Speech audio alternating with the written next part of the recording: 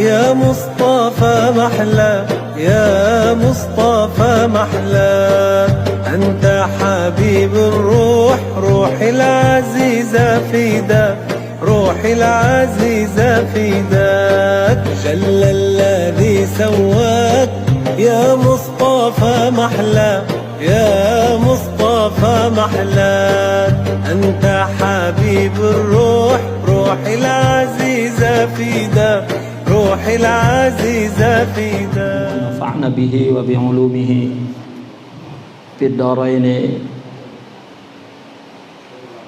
آمين يا رب العالمين.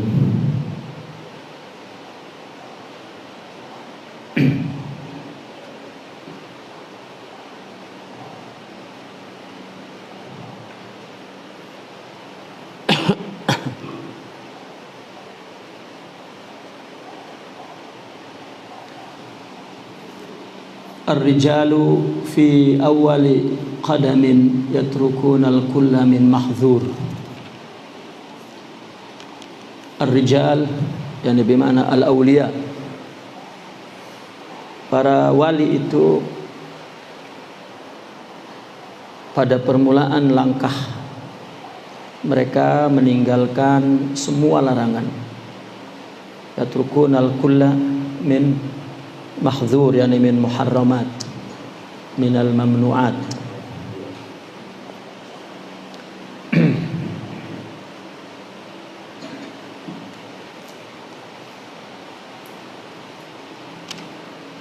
Wa mubah, kemudian meninggalkan yang mubah, yang halal.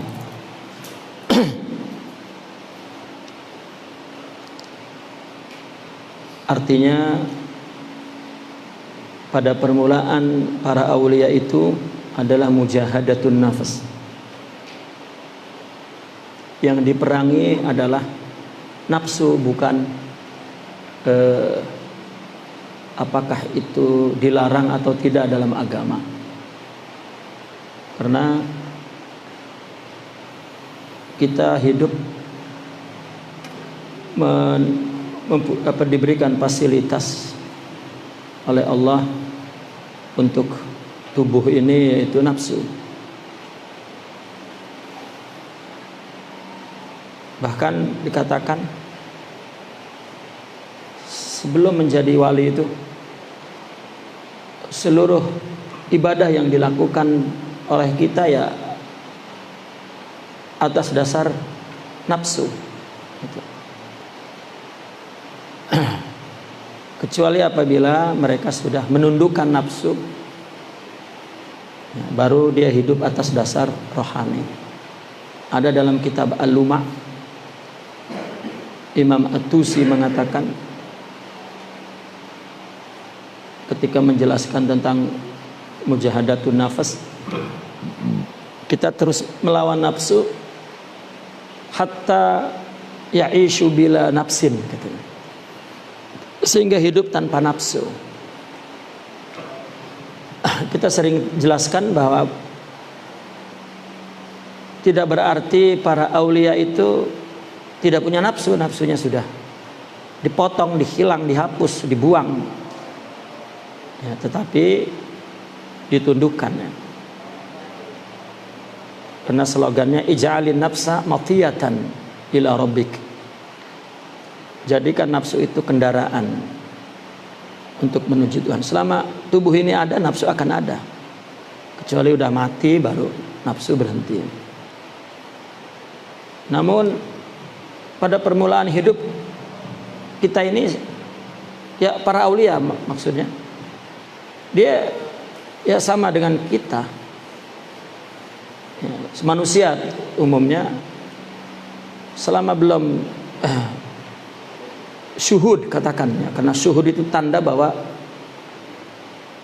nafsunya telah tunduk.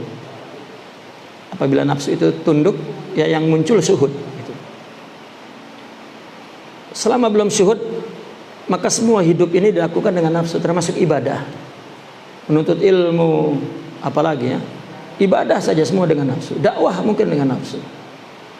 Ulama sebesar apapun kedudukannya, seluas apapun ilmunya, sebanyak apapun amalnya, jika tidak syuhud, maka dia melakukannya atas dasar nafsu.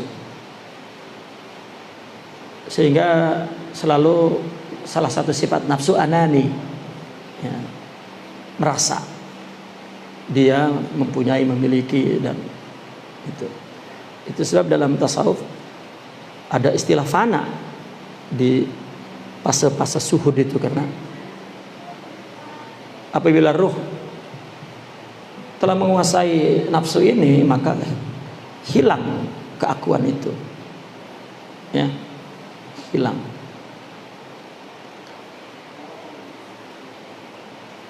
Dikatakan ada hazun nafs. Haz itu bagian nafsu. Salat kalau nafsu nggak dapat bagian itu lembek gitu. Kita biasa hidup melakukan kebaikan itu mesti dengan nafsu, semata-mata tanpa rohani maksudnya. Artinya aulia pun menggunakan nafsu, cuman nafsunya sudah didominasi oleh rohani gitu. Yang motifnya rohani bukan nafsu. Tapi kalau belum ada syuhud, apapun pakai nafsu. Maka bagi yang mengalami perjalanan tarikat, ketika orang sebelum masuk tarikat, artinya hidup dia dengan nafsu semuanya. Hatta qiyamul lailnya, hatta dia ibadah sendiri di kamar yang katanya mau mendapatkan ikhlas, tidak, tetap hasilnya tidak maksimal, ya, masih pakai nafsu. Nah, ketika dia masuk tarikat, arahan tarikat itu kan mujahadatun nafas, ya. Tasawuf pada fase tarikat ini kan mujahadatun nafas, identik dengan tazkiyatun nafas, mujahadatun nafas, sidqut tawajjuh atau at-tawjihus shadiq, identik dengan itu. Tarekat itu sebetulnya upaya untuk membetulkan tujuan, orientasi batin, ya, orientasi manusia lah, ya, mesti Allah, dan itu dengan rohani, bukan dengan jasad, bukan dengan pikiran. Orang iqbal jiwanya menghadap, ya, kepada Allah itu dengan jiwa, bukan dengan pikiran. Nah, tarekat itu upaya untuk membetulkan orientasi, membetulkan tujuan, bahwa agar ibadah dan semua hidup itu karena Allah. Itu kan pertama arahan seorang mursyid di dalam tarekat. Nah, pada saat itu kita disuruh melakukan kebaikan tanpa nafsu. Nah, biasa nafsu itu mendapatkan bagiannya. Tiba-tiba ketika orang masuk tarekat, stop, nafsu tidak punya bagian, maka mulai timbul lemah. Ya, yang sering terjadi, kuantitas ibadahnya menurun orang masuk tarekat itu. Sebelumnya dia banyak karena dia hitung bilangan ibadah, tidak lihat kualitas. Dan nafsu mendapat bagiannya, makin, ya, apalagi dilihat orang gitu, ya, dan makin banyak, apalagi dikenal, dia qiyamul lail setiap hari, makin qiyamul lail itu, ya. Nah, ketika nafsunya dibuang, maka mulai hampa. Nah, mungkin orang-orang pada permulaan masuk tarekat dan berhenti karena dia merasakan tidak lezat lagi. Ibadah itu tidak seperti sebelumnya. Dia menyangka bahwa ini tasawuf salah. Saya sering menerima aduan itu dari orang baru masuk tarekat. Ini ada yang salah kayaknya tarekat. Kenapa? Saya kok biasanya sholat malam enak, kok tiba-tiba begitu masuk tarekat hilang keenakan itu. Ya, kita kalau tidak dijelaskan oleh para mursyidin bahwa selama ini, sebelum ini enaknya nafsu. Jadi ketika nafsu dipotong, artinya dihalang, maka tidak lagi mendapat bagian dari amal ibadah kita. Nah, mulai ada rasa hampa. Ya, biasanya dipuji, ini nggak dipuji gitu. Saya sering mengumpamakan anak muda remaja masjid bikin kegiatan Islam, ya, qiyamul lail gitu. Mereka menyatakan kita qiyamul lail. Kata yang lain mulainya ya setengah jam sebelum subuh. Tapi kata anak muda satu, oh jangan, kita ini ibadah jangan sebentar, harus lama. Mulai dari jam 2 ini Qiyamul Lail katanya gitu. Rupanya ada kekasihnya ikut Qiyamul Lail di situ. Jadi begitu malam-malam kekasihnya sakit, nggak datang, dia nengok ke belakang nggak ada kekasihnya, langsung drone. Ya, besok-besok 15 menit sebelum subuh aja deh Qiyamul Lailnya. Ya karena nafsu itu mendapat khas. Hatta orang ulama besar punya santri banyak, kalau tidak syuhud itu khazan apa semuanya itu. Ya kenapa? Karena ya orang sufi kan menilai ulama setingkat mujtahid aja itu am. Setingkat mujtahid itu didudukan sebagai golongan am, bukan golongan khas. Itu kan dahsyat itu. Ya. Nah ketika dia mujahadatun nafas, banyak ujian dan cobaan di mujahadatun nafas itu. Di permulaan orang ya tasawufnya, bertasawuf itu ya tarikat gitu. Saya menolak ada pembagian lain, orang tasawuf lain, orang tarikat lain, itu istilah yang sesat itu menurut saya. Kalau hanya orang pengkaji itu tidak dibilang tasawuf, itu pengkaji kok ya, karena tasawuf bukan ilmu. Kalau punya ilmu nggak jadi tasawuf, tapi kalau bidang lain gitu, kalau punya ilmu ya jadi pakarnya, jadi disebut faqih gitu. Tapi kalau orang sufi kalau hanya profesor tasawuf, maka tidak dikatakan sufi. Karena orang ya tasawuf itu orang yang melakukan tarikat. Baru kemudian setelah dia pindah marhalahnya dari murid ke arif misalnya ya, maka baru dia dinamakan as-sufi. Ya, orang bertarekat itu kan orang yang mutasawif, orang yang bertasawuf, seperti fikih mutafaqih, ulamanya faqih. Begitu juga tasawuf, mutasawif itu yang masih bertarekat. Ketika sudah jadi murabbi maka dia disebut as-sufi. Ya meskipun seorang murid dibilang as-sufi tapi hukman la haqiqatan. Nah maka kenapa pada permulaan aulia dikatakan meninggalkan yang haram, ya itu jelas gitu. Tapi sebetulnya tasawuf itu bukan meninggalkan yang haram, tapi meninggalkan yang halal. Masalahnya apa? Masalahnya nafsu itu bukan kita pakai untuk melakukan yang haram, yang halal juga pakai nafsu. Yang satu zina, yang satu tidur sama istrinya, ya kan? Ya. Lebih lama malah nafsunya itu sama istrinya karena ya, bebas ya gitu, pakai nafsu itu. Cuma ini bedanya, ini secara hukumnya halal, ini haram. Nah maka kenapa di dalam riyadhatul nafas itu ada qillatul kalam, qillatul ta'am, qillatul naum, itu berkaitan untuk merubah kebiasaan hidup atas dasar nafsu gitu. Ya kan makan kan halal, harta kita ya, tapi kurangi ya. Sedikit ngomong gitu misalnya, yang buruk-buruk itu juga merupakan upaya untuk membuang nafsu ya. Nah, itu kan mubah semua ya. Kita dididik pada mula-mula tarekat, jika kamu ingin lawan. Kan ada kisah orang jalan tiba-tiba ngelihat delima, ini seorang murid salik, ngelihat delima tiba-tiba nafsu pengen. Dia mau mengambil delima itu, tiba-tiba teringat bahwa dalam pendidikan tasawuf tidak boleh mengambil atas dasar nafsu, makan atas nafsu. Akhirnya dia tidur dulu di bawah delima sambil memandang delima itu, sambil ngiler-ngiler ya, ngelihat delima, ditahan. Begitu dia berhasil menahan keinginan, delima itu tidak menarik lagi. Ya, udah nggak kepengen, maka ditinggal. Nah, kekuatan melawan nafsu adalah sampai batas itu. Ya, maka Imam Busayri mengatakan an-nafsu katifal. Ya, anak kecil itu kalau udah minta ya udah gelinting. Kalau kita tahan aja terus, berhenti, lupa, itu hilang sudah ya. Nah maka kemudian ketika nafsu dikatakan kesan nafsu dari hidup ini dibersihkan melalui mujahadatun nafas.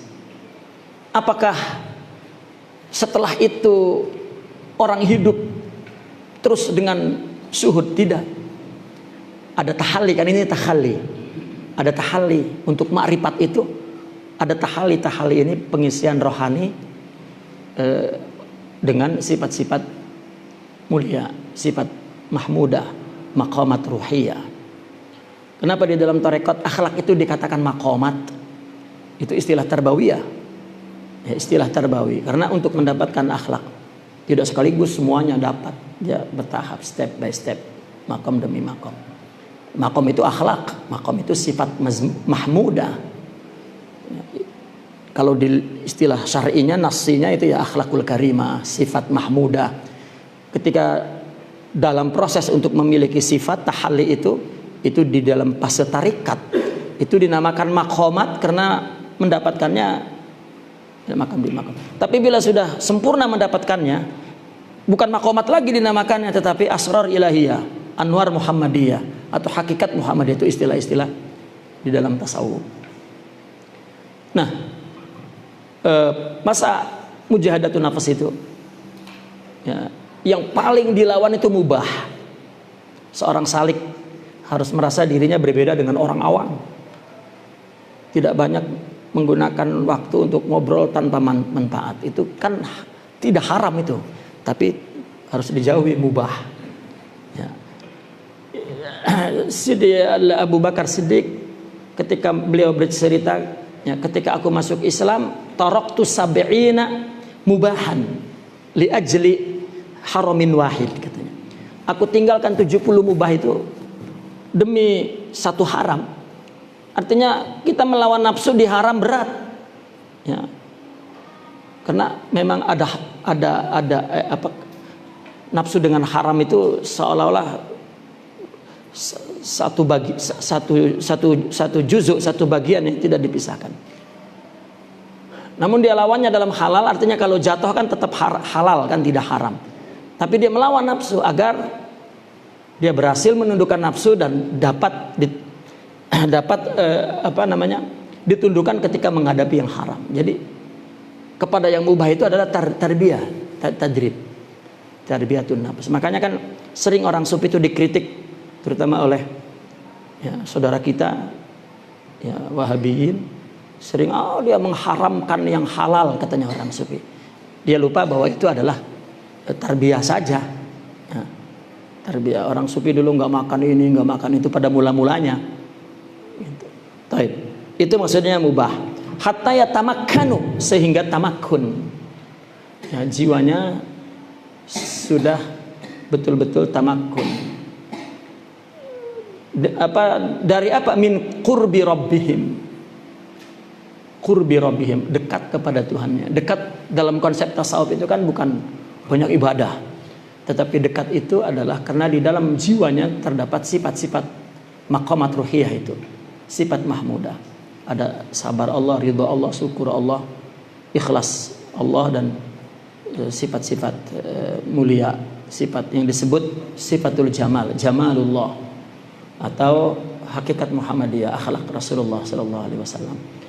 Itu dekat, karena dekat di sini artinya serupa, ya, seperti Rasulullah sallallahu alaihi wasallam bersabda,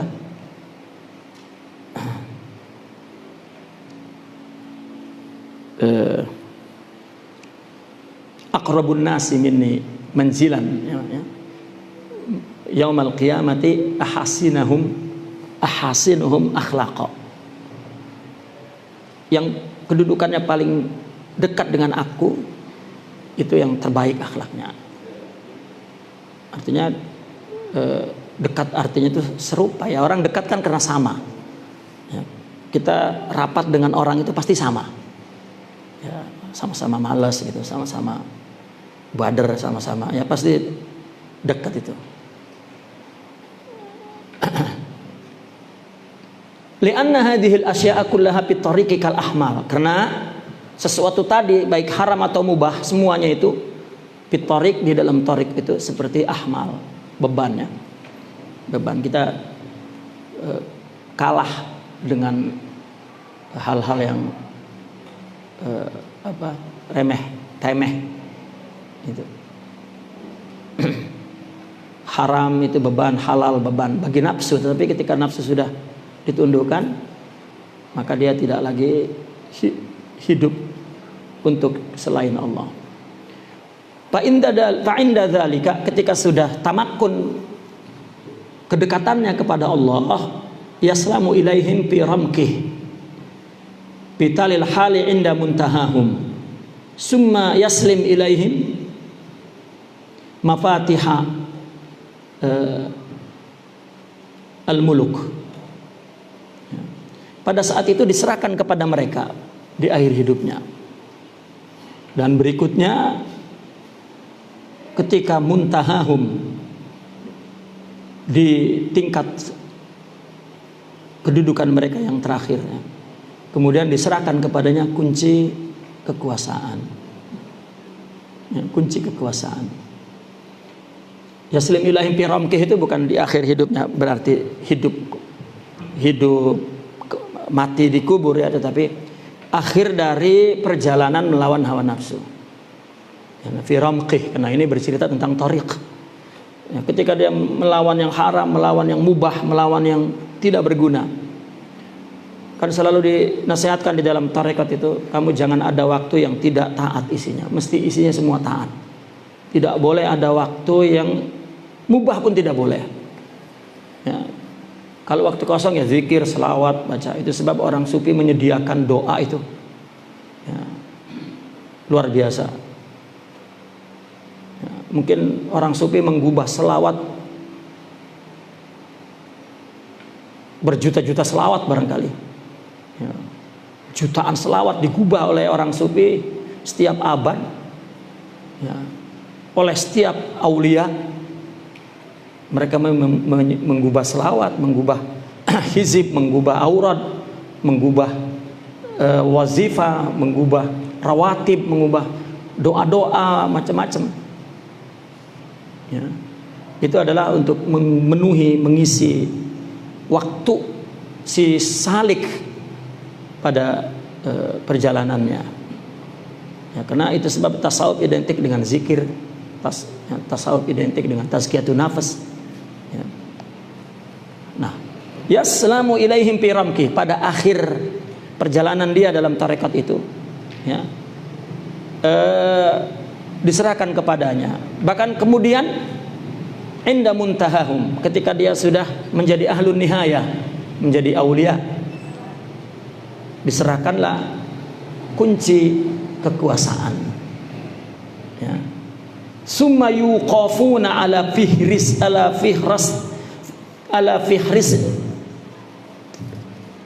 summa yuqafuna ala fihrasatil qadar, fihrisnya, fihristil qadar. Kemudian ditunjukkan, artinya yuqafuna itu diberhentikan di daftar takdir. Artinya dia melihat daftar takdir. Ya. Summa innahu azza wa jalla yuqifuhum, kemudian Allah juga menghentikan mereka ala asrari khalqihi fi ardi, ya, kepada rahasia makhluknya di bumi ini. Artinya yuqafuna itu ditunjukkan gitu, diperlihatkan. Ya, pertama diperlihatkan daftar takdir, kedua kemudian rahasia makhluk. Ini kelihatannya seorang wali itu akan membaca Lauhil Mahfuz gitu.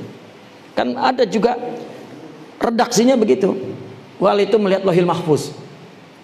Sebetulnya bukan seperti yang dipahami oleh akal. Ya, seorang wali melihat daftar takdir manusia misalnya, ya. Namun yang disaksikan oleh orang sufi adalah bahwa apa yang dilakukan oleh manusia itu adalah apa yang telah tertulis di Lauhil Mahfuz. Jadi bukan baru bagi dia, sehingga Dia tidak pernah menolak apa yang terjadi pada dirinya dan pada orang lain. Gitu. Ada Syekh Taqiyuddin ad-Dimashq menulis tauhid kecil, buku kecil. Beliau menjelaskan bahwa setelah dimulai dengan kalimat la ilaha illallah huwa al-wujudul ghaib, katanya. Tidak ada Tuhan kecuali Allah, dia adalah wujud yang gaib. Allah wujud ada, mutlak adanya, gaib dan mutlak gaibnya. Makanya dalam ilmu kalam banyak firqah yang sesat dalam membahas tentang tanzih tasbih itu.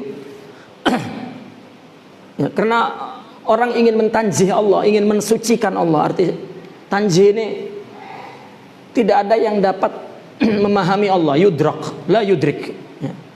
La yafham, la yatasawwar, wa la yatakhayal. Allah jangankan dipahami, dikhayalkan saja enggak bisa. Gaib mutlak. Gaib mutlak.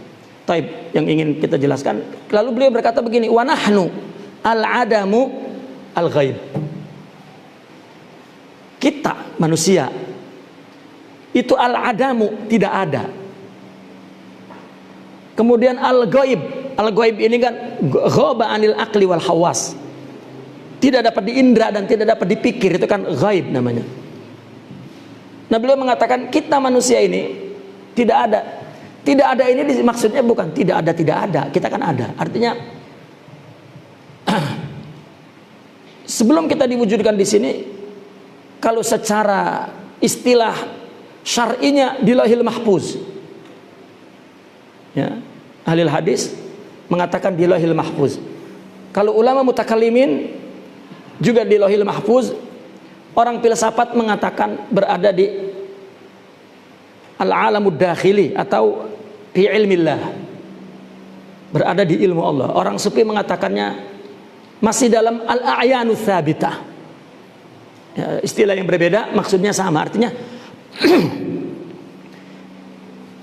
manusia, kita dalam hal ini misalnya secara individu, saya misalnya, saya sebelum diwujudkan di sini itu sudah ada, kita gunakan Lauhil Mahfuz lah, atau ilmu Allah. Itu saya ini sudah ada di dalam ilmu Allah. Sudah jadi, sudah selesai, sudah jadi, ya. Nah, namun pada kita kan cerita kita, ya, saya di Lauhil Mahfuz. Padahal ketika di Lauhil Mahfuz, ketika di dalam ilmu Allah itu bukan kita.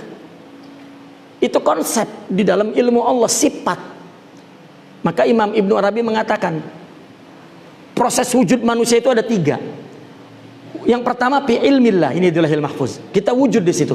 Wujud kita di situ qadim. Kan ini sering dibantah oleh orang mutakallimin karena istilah gitu. Tapi orang sufi kan punya manhaj lain. Qadim maksudnya itu bukan kita, itu sifat Allah ya qadim. Cuman kalau kita cerita kita, itu kita dari situ asalnya. Di dalam ilmu Allah itu saya sudah jadi. Nah, itu bukan saya, itu sifat Allah. Satu begitu. Artinya Adam itu bukan saya. Karena wujud saya itu ya ini sekarang. Ya, independen, seolah-olah di luar Allah. Makanya dikatakan dalam ilmu filsafat, kita di dalam Lauhil Mahfuz itu dikatakan fil alamid dakhili. Ketika kita sudah begini, fil alamil khariji. Ketika kita di dalam Allah itu bukan kita, itu sifatnya. Namun kalau cerita kita ya itu kita. Nah, dikatakan itu tidak ada itu karena itu bukan kita. Satu lagi, gaib, kita tidak tahu. Kita yang sudah jadi itu kita tidak tahu. Jadi tahunya itu kalau sudah terjadi itu baru tahu. Maka orang sufi menggarisbawahi apa yang terjadi berarti itu sudah ada di ilmu Allah. Artinya Allah tahu sebelumnya. Dan apa yang Allah tahu berarti itu yang terbaik untuk kita. Nah, ibadah kita, adab kita kepada Allah apa? Terima apa yang terjadi. Nah, orang yang telah syuhud kepada Allah, ya, dia batinnya itu menyaksikan semuanya itu ada di Lauhil Mahfuz. Jadi ketika terjadi, ada yang membaca itu adalah asar daripada sifat itu, ada yang melihat itu adalah tulisan asma Allah. Ya, seperti uraian definisi ma'rifat oleh Imam Al-Junaidi Al-Baghdadi. Ada definisi tahapan. Saya ingin memperingkas saja. Sampai kepada batas orang makrifat itu apabila melihat apapun yang terjadi, yang dia baca itu asma Allah. Ar-Razzaq, Al-Hakim, Al-Wadud, Al-Bari, ya, Al-Qahir, Al-Qahar, Al-Jabbar. Jadi dia tidak terganggu oleh sosok surah makhluk ini, dia yang melihat kontennya itu hakikatnya. Nah, ini namanya dia membaca daftar takdir gitu. Jadi nggak pernah para wali itu punya musuh dan ada yang dimusuhi, tidak ada. Justru musuh apabila nafsu itulah yang menghadirkan selain Allah, itu musuh. Imam Abdul Ghani An-Nabulsi sehingga dia membuat ilustrasi, nafsu itu seperti memegang cermin di muka kita sehingga kita melihat bahwa kita ada, padahal itu adalah ya, ilusi nafsu. Tapi kalau nafsu itu ditepis, yang kita lihat adalah Allah. Gitu. Nah, itu membaca takdir seperti yang dikutip turun temurun. Sayyidina Abu Bakar pernah berkata begini, ma ra'aitu syai'an illa ra'aitullaha qablahu. Tidaklah aku melihat sesuatu pun yang terjadi melainkan aku sudah melihat Allah sebelumnya. Itu adanya di ilmu Allah. Itu barangkali kenapa para anbiya, para aulia menerima takdir tidak pernah menyesal. Haram bagi mereka menyesal dan tidak pernah memandang ada orang salah. Karena salah dan dosa itu adalah cerita syariat. Ya, asalnya Allah yang menciptakan. Dan seterusnya. Ini maksudnya mafatih al-muluk dan Fihrisatil Qadr. Akhirnya dia melihat asrar makhluknya di bumi ini.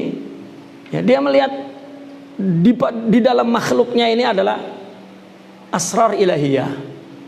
Summa yuzhiruhum ala ma yuridu an yuhdisa fi ardih. Kemudian dijahirkan kepada mereka apa yang Allah ingin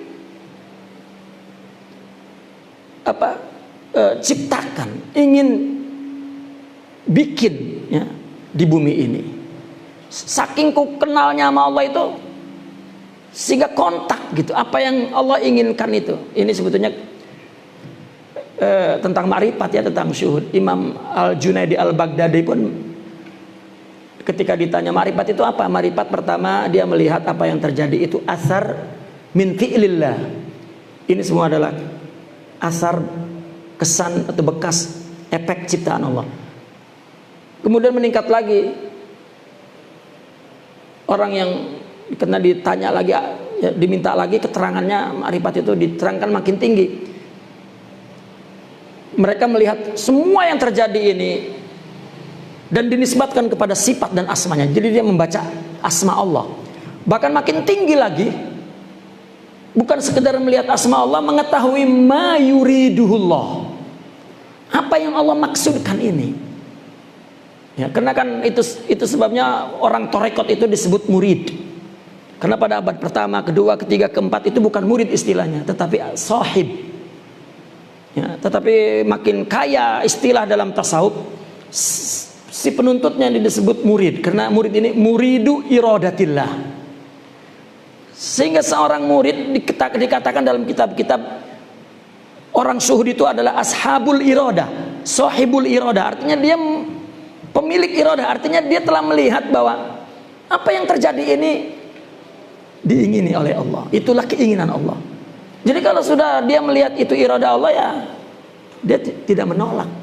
Segetir apapun, sepahit apapun, dia tidak menolak. Sehingga mereka mengatakan, jika Allah menghalangimu kepada apa yang kau ingini, berarti Allah akan memberikan apa yang Allah ingini untukmu. Nah, itu hikmah-hikmah seperti itu adalah keluar daripada mereka yang syuhud kepada Allah.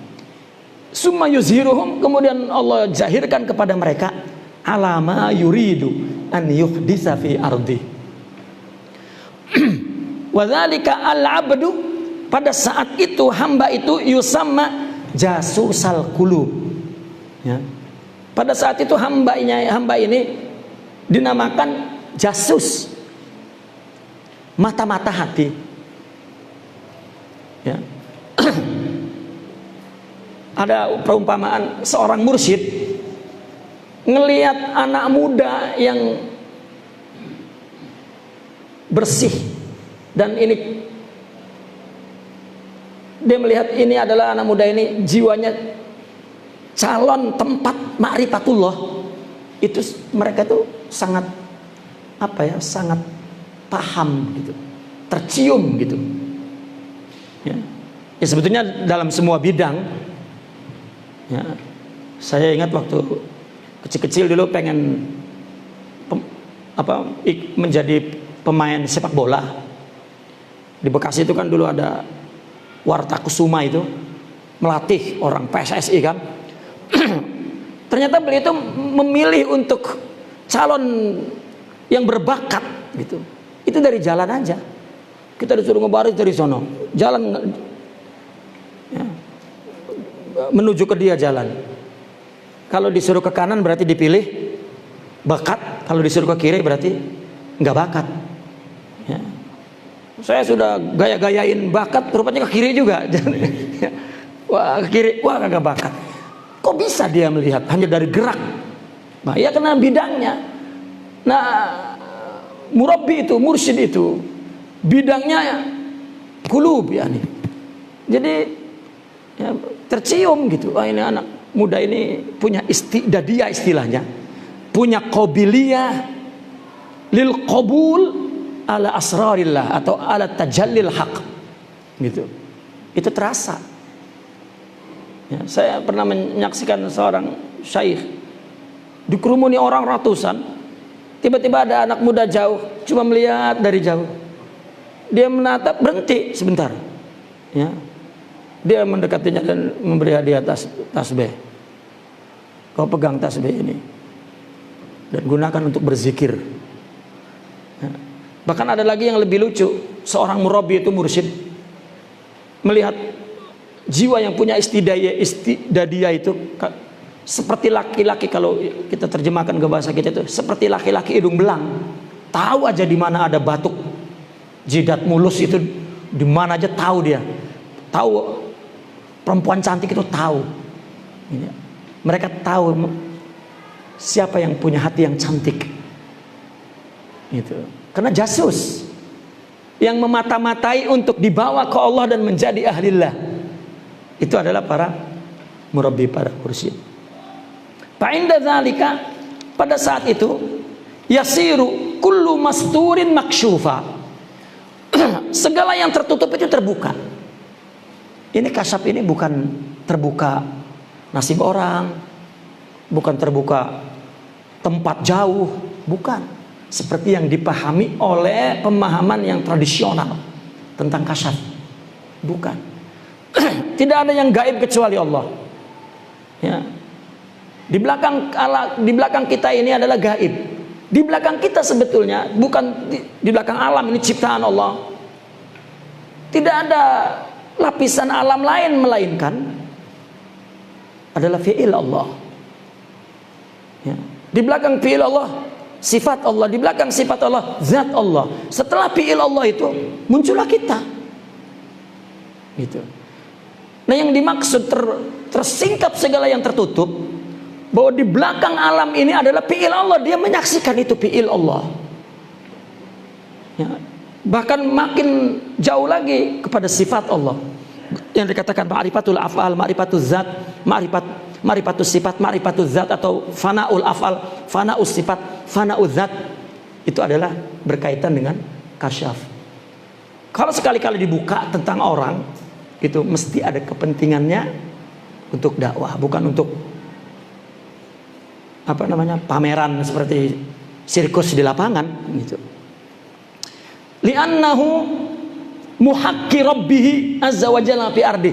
Karena dia itu adalah pencerita Tuhannya di buminya. Lihat para wali kalau dalam buku-buku hakikat itu, ya Allah. Ya, maka saudara kita Wahabi itu melihat buku orang sufi itu terus syirik, ya, mengkafirkan dan lain sebagainya. Ya, karena dia batinnya menyaksikan. Kan begini, kalau mata kan idroknya melihatnya mesti ada bendanya. Kalau nggak ada bendanya ya nggak bisa.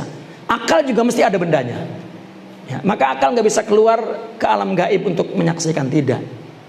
Ya, mesti ada bendanya. Tapi kalau batin, memang batin ini adalah nur, dan nur batin gaib, maka yang dilihat oleh dia sesuatu yang gaib. Ya, jadi apa yang dia lihat dia sesuatu yang gaib. Gaib dengan gaib melihat. Nah, maka definisi ihsan itu kan anta budallah ka'annaka tara. Di situ ada kata ka'annaka. Engkau ibadah kepada Allah seolah engkau lihat. Kita kan ibadah semua ke Ka'bah. Kita seolahkan ke Ka'bah, tetapi batin itu ru'yatullah. Artinya hati itu ngelihat Allah itu hak. Seperti mata ngelihat benda. Tapi karena tidak ada benda di sana, ya, seperti kita melihat kejadian tabrakan, brang. Mata dan pikiran mesti melihat dan menganalisa benda yang terjadi di situ. Tapi hikmah yang diambil oleh hati itu kan gak ada bendanya, tapi dia membaca hikmah itu. Dan Allah hadirkan objek idrok itu, mudrok itu. Ya Allah ini, gitu. Nah itu kan gaib. Begitu juga kepada Allah. Ru'yatullah haq di dunia wal akhirah li ahlillah. Itu. Itu maksudnya maksyuf. Wal musyaru ilaihi fil ard. Dialah yang musyaru ilaihi, yang ditunjuk oleh Allah.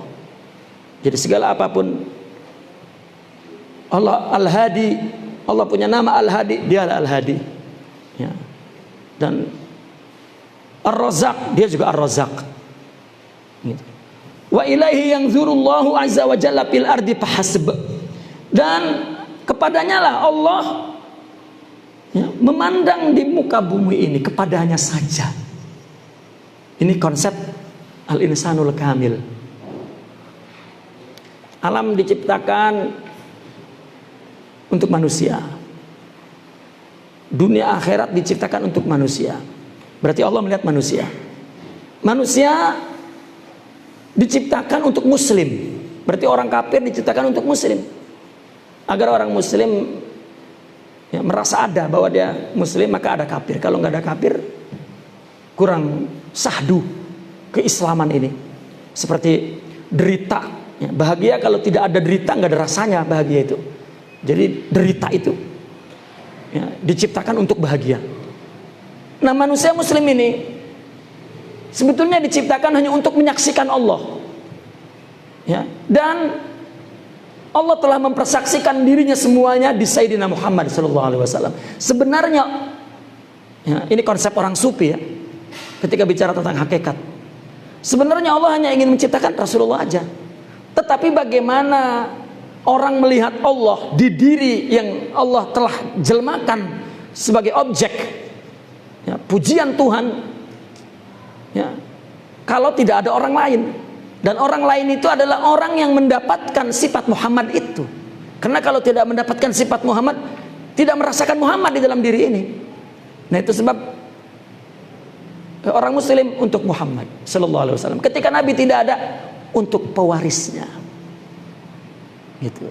Jadi pemain utama itu mereka, kita kan figuran aja. Pemain utama ini adalah Nabi dan para pewarisnya. Minal auliya wal ulama. Yang lain figuran. Ya kalau dalam film kan figuran lumayan kan, jadi supirnya misalnya. Jadi bawa tasnya, dapat gaji itu. Ya. Terkenal lagi. Ya. Kita muslim ini dikenal oleh dunia, jadi sorotan. Ya, karena meskipun figuran. Nah, dikatakan mereka oleh Nabi di dalam hadis, setiap awal abad ada kutub. Nah, kutub itu ada lapisan-lapisan yang dipetakan oleh mereka seperti Autad, Nujaba. Itu sebetulnya penjelasan detil tentang orang-orang yang mendapatkan insan kamil itu. Ya, orang-orang yang karena mereka lah yang lain ini ada. Dan sistem alam semesta seperti itu semuanya. Karena ini seperti kita menikah. Kenapa kita bikin rumah? Kenapa kita perlu kerja? Kenapa kita perlu mobil? Istri. Ya. Maka itulah disebut gaus, itulah disebut kutub. Gitu. Untuk mereka jadi ada semua. Ya, dari yang maksiat, dari yang bodoh ada. Karena itu, karena ada kutub, ada yang soleh, ada yang alim itu. Nah, kita kena ada perempuan. Jadi mesti ada rumah, ada mobil, ada garam, ada cabe, ya, ada semua itu. Berarti perempuan itu al-ghausul azam, gitu. Ya. Al-qutbur rabbani itu. Ya. Untuk mereka kita semua ada. Ya. Itu manhaj orang sufi dalam menilai Nabi. Itu yang juga tersirat dalam kata-kata. Apa yang ada dalam kitab semua ada di Quran. Quran semua ada di Fatihah semua ada di Bismillah. Dan ada di titiknya. Nuqtatul ba itu adalah Sidna Muhammad. Jadi semua ada karena nuqtatul ba. Nah terus itu sebetulnya itu juga konsep yang membawa kepada tauhidullah. Itu. Taib. Wa qala radhiyallahu anhu ar-rijalu fid dunya. Ar-rijalu wal abtalu wasuj'anu fid dunya mathaluhum kamathali ahlil kahfi yuqallabuna zatal yamini wa zatal shimal minal qabdi ilal basat. Ar-rijal para aulia, wal abtal para pahlawan, wasuj'an ya, para pemberani. Di dunia ini mereka diumpamakan seperti ahlil kahfi. Ya. Kan kalau zaman dulu ada orang yang pasrah kepada Allah, bukan pasrah dalam arti otak. Otak itu tidak boleh pasrah karena diciptakan oleh Allah memang untuk bekerja membangun peradaban atau berinteraksi dengan alam semesta ini. Tidak ada otak itu berhenti. Karena memang kerjanya seperti itu. Pasrah di sini adalah tasawuf. Tasawuf itu ruh. Ya. Dan sebetulnya orang tidak bisa pasrah kalau tidak ada maqamat ruhiyah yang sempurna. Saya membuat perumpamaan begini. Akhlak itu seperti warna. Ada warna dasar, ada warna campuran dan menjadi warna yang baru. Ada akhlak-akhlak itu campuran akhlak jadi satu akhlak. Seperti khusyuk misalnya. Khusyuk itu bukan akhlak tersendiri, itu campuran. Imam Al-Ghazali dalam Ihya Ulumuddin ketika ditanya khusyuk, dia menjelaskan 6 akhlak di bawah kata khusyuk. Dan saya perhatikan akhlak di antara 6 itu ada 2-3 akhlak itu juga himpunan dari beberapa akhlak. Ya. Yang akhlak-akhlak dasarnya sabar, ridho, sidik, ikhlas, ya itu akhlak-akhlak dasarnya yang dalam buku tasawuf 7. Ya padahal bukan 7, akhlak itu banyak. Ya, itu akhlak dasar gitu.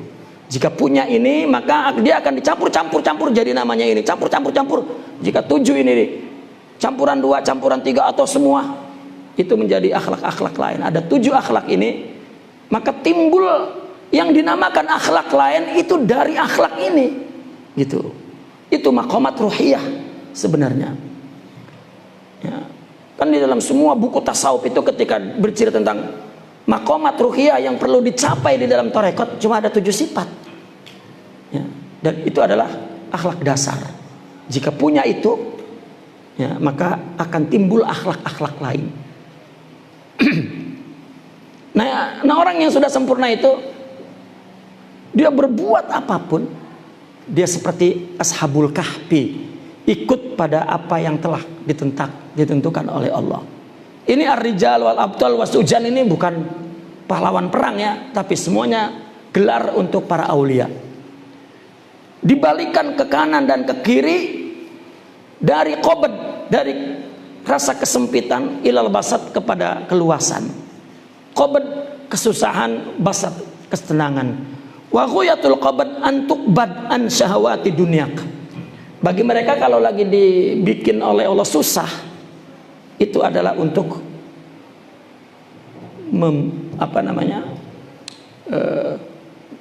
menutup atau menghentikan dari syahwat dunia. Wa annaka tabtahu ainaik fi wajhi zaujik wa waladik wa la tara an-nazra ilaihim. Dan engkau membuka kedua matamu di depan pasanganmu, anak istrimu dan anakmu. Wala tara an-nazara, ya. Dan tidaklah kamu melihat an-nazara ilaihim, artinya tidak an-nazara itu artinya tidak meminta tolong, ya. Dan juga tidak memandang kepada mereka. Patakunu inda tilkal halati lisaatin min qabdi maliki baladatihi wasuhatiha. Maka pada saat itu, ya, artinya pada keadaan itu disebabkan karena luasnya qabd, genggaman malik baldatih, ya, pemilik atau penguasa negerinya dan para patihnya, para, ya, serdadunya. Maka ini adalah alamat qabd, ya. Artinya para wali itu dibikin oleh Allah qabd, basat, enak, nggak enak. Apabila ketika merasakan tidak enak, maka itu adalah untuk menyempitkan syahwat dunianya. Nah, ketika dia melihat anak istri, ya, maka terasa pada saat itu qabd. Ya, para wali tentu hidupnya tidak bersama dengan anak dan istri, karena anak dan istri itu kehidupan emosional. Ya. Ya, anak dan istri kan suami lah, suami hubungannya dengan istri dan anak itu adalah hubungan emosional. Kalau guru dengan murid itu hubungan imma intelektual kalau ilmu, atau spiritual kalau tasawuf hubungannya. Maka si murid ngelihat gurunya itu ideal aja. Ya, karena bukan hubungan emosional. Ya. Murid itu ngelihat guru, wah, sempurna. Ya. Dan dia berbaik sangka, dia soleh, dia wali kepada gurunya. Tapi kalau istrinya kan tidak. Orang yang bilang wali kata istrinya itu monyet aja. Ya, kalau malam ketakar-keteker di ranjang kan istri memandangnya ini monyet, ini mana walinya, nggak ada. Ya, artinya hubungan emosional. Kalau si istri ini tidak punya kecerdasan spiritual, maka dia tidak mendapat nafahat dari jiwa suaminya. Ya, namun kebanyakan cerita-cerita istri aulia ya cerdas-cerdas spiritualnya, ya. Ya, artinya dia bisa memposisikan kapan ngelihat monyet, kapan ngelihat wali, kan gitu. Ya. Tapi kalau yang tidak, ya, coba saya sering buka kisah-kisah para wali-wali dulu. Saya suka cerita Al-Imam Ash-Shibili. Imam Shibili itu murid Imam Junaid al-Baghdadi dan sekaligus murid dari Imam Al-Hallaj.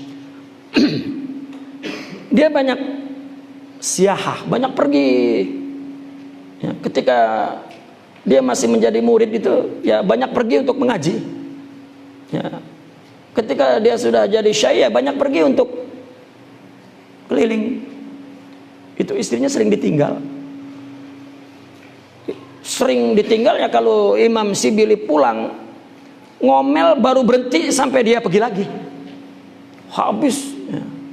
Itu tidak pernah digubris, dibiarin aja. Jangan pergi, kamu punya tanggung jawab istrimu. Jangan pergi, pergi aja. Sampai teriak melengking istrinya itu, jangan pergi. Itu pergi aja Imam Shibili itu. Ya, ya. Kemudian ada endingnya gitu. Kapan kemudian istrinya itu ya, melihat, ya, sama terjadi di masail lain. Termasuk Imam Fikih Imam Ahmad bin Hambal. Ya, punya kejadian yang, ya, sama menghadapi emosional istri. Maka wali mungkin bagi dia mati kapan, ada atau tidak ada rezeki itu semua Allah sudah atur. Tapi ketika lihat anaknya qabd, ini anak sanggup nggak ya, hidup. Maka itu sebab para ulama mengkhawatirkan anaknya adalah kenal Allah tidak, alim tidak, ibadah tidak, ya, tidak makan. Adapun secara umum manusia ya makannya gimana? Ya. Baik. Walahu alamatun aidan, ada alamatnya juga. Annahu yaslubu qalbah min baitihi wa yagib. Ya. Bahwasanya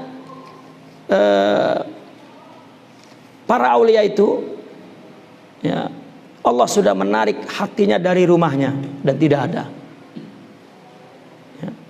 Malau fatahu jami'an, sesuatu yang lau fatahu jami'an, kalau juga semua luput, ya, itu tidak membuat orang ini, artinya ada jawab takdir, ya, dari syarat, ya, yang mahdzuf, ya. Wala yajidu minal qabdi illa idza ra'a al-malik wa jalalahu wa jamalahu wa satwatahu hatta idza ra'a al-malik dzalika minhu nazara ilahi bi'ainir rahmah. Dan tidaklah ia merasakan qabd melainkan ketika dia melihat malik itu jalal dan jamalnya serta satwahnya. Satwa itu tindakannya. Sehingga ketika dia melihat malik dalam hal itu, nazara ilaihi, maka Allah melihat kepadanya bi'ainir rahmah. Nah, ketika dalam keadaan qabd melihat anak istri, yang kedua qabd lagi ketika melihat jalal Allah, ya, jamal Allah.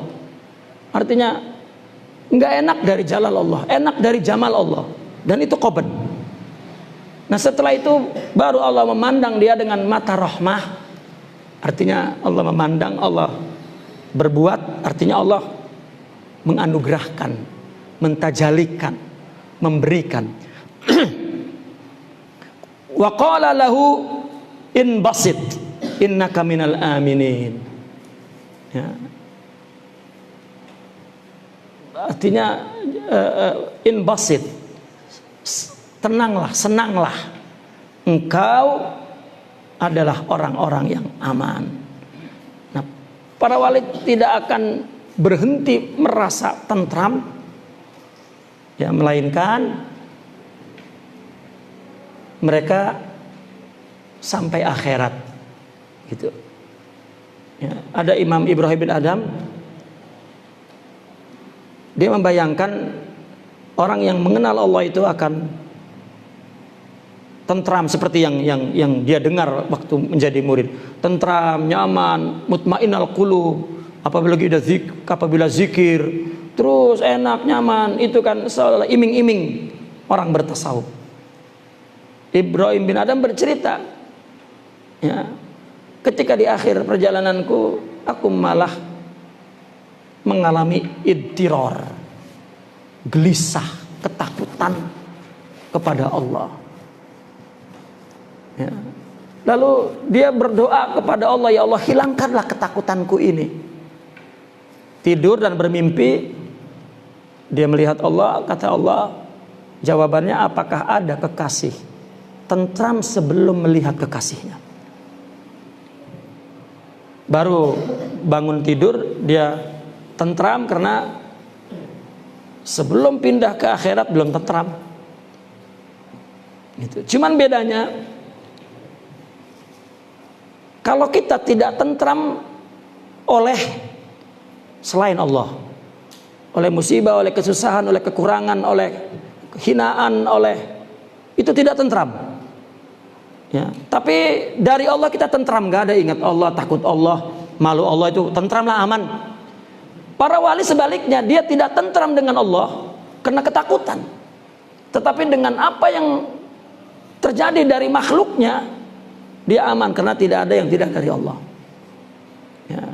Dia tidak ada merasa dihina oleh orang, itu adalah ujian dari Allah. Bahkan kalau dipuji, itu juga ujian. Ya, Allah memuji dirinya. Kita dialamatkan ke kita. Kita merasa tidak. Kalau merasa berarti, ya, nafsu, itu hazan nafs.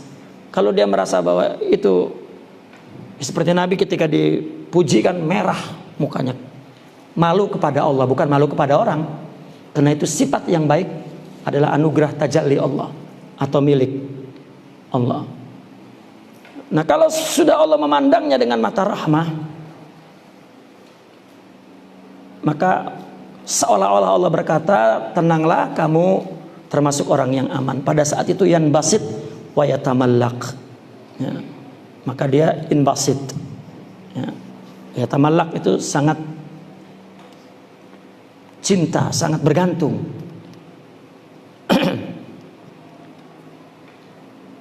Kaifa jarat amruka wa kaifa qata'ta payapi khalqi wa kaifa ghamadat ainak amma siwaya wa kaifa juzzatin niranu walam tata'allaq bil jinan kaifa jawajatil hawas wa hiyal mawjudatu wa anta bi jawajta bi taufiqi kulla dzalika bi haulin minni wa quwwatin.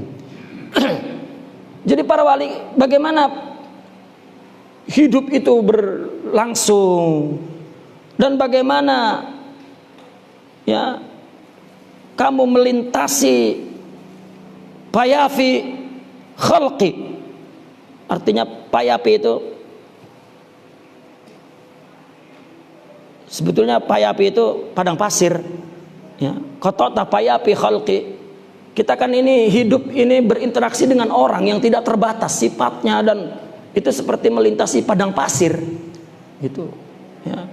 Bagaimana para wali itu berinteraksi dengan orang dan bagaimana urusan hidupnya berjalan, ya. Dan bagaimana engkau itu memejamkan matamu dari selainku, artinya dia tidak melihat makhluk, yang dia lihat hanya Allah saja. Atau bagaimana dia diceburkan di api dan tidak berpikir tentang surga. Dan bagaimana juga ya, panca indera yang dilewati oleh panca indera. Semua itu ada dan dialami oleh dia dalam hidup ini. Tetapi engkau denganku melintasi dengan segala taufikku, semua itu dengan kekuatan daya dariku. Artinya dengan rohaninya, dengan sifat mulianya, dengan makomatnya. Dia melintasi hidup dengan sidik, dengan sabar, dengan ridho, dengan syukur, dengan ikhlas, dengan tawadu, dengan yakin, dengan cinta, dengan ini namanya dia berjalan dengan Allah, ya. Dia lintasi semua hidup itu dengan kekuatan Allah. Makanya orang sufi mengatakan tidak pertolongan Allah itu ya akhlak, dan tidak ada yang mengalahkan akhlak. Orang dikasih musibah bukan doa kepada Allah terus musibah itu hilang, tidak. Allah beri sifat sabar, sifat ridha, dan musibah itu diatasi. Dia berada di atas musibah, kekuatannya dan dayanya dari Allah. Sampai mati kalau di dunia ini tetap ada musibah. Cuman bagaimana, apakah dia telah mengerti apa dari maksud ciptaan Allah ini adalah untuk menyaksikan Allah, termasuk musibah, anugerah. Bahkan akhirnya orang sufi mengatakan, melihat musibah malah anugerah, melihat anugerah malah musibah, ketukar dengan kita, ya. Lihat di Hikam Imam Ibn Athaillah, orang wali itu lebih takut pada waktu basat daripada waktu qabd. Artinya mereka lebih takut di waktu enak daripada nggak enak, ya. Dan banyak itu di Hikam dikatakan. Sehingga ada ungkapan Imam Ibn Athaillah, al-man'u ainul atha. Ya, tidak dapat, tidak dikasih sama Allah itu adalah intinya dikasih, ya. Dan terus diungkap ya tentang pandangan batin, rohani atau hakikat. Fa inda dzalika yusamma hadzal rajulu min jahajihi. Ya, pada saat itu orang ini disebut jahaji. Jahaji itu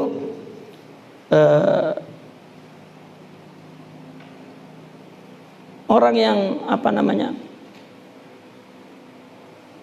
Allahumma salli.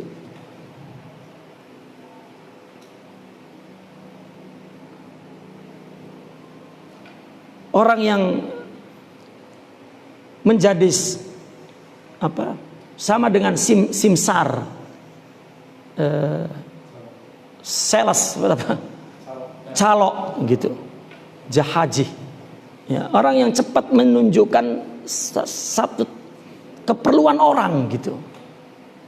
Ya, kan kita kalau mau nyari rumah susah, kudu ketemu calo baru cepet gitu. Nah, kita ingin dekat Allah itu dekat para aulia itu, karena itu caloknya begitu. Ya, seolah-olah begitu. Hum fit tariqi sya'san ghabara li'annahum zawajus sirata. Mereka di perjalanan diumpamakan seperti orang yang kusut dan berdebu. Ya, tanda bahwa dia melintasi padang pasir, tapi bukan padang pasir tempat, tetapi padang pasir rohani. Ya.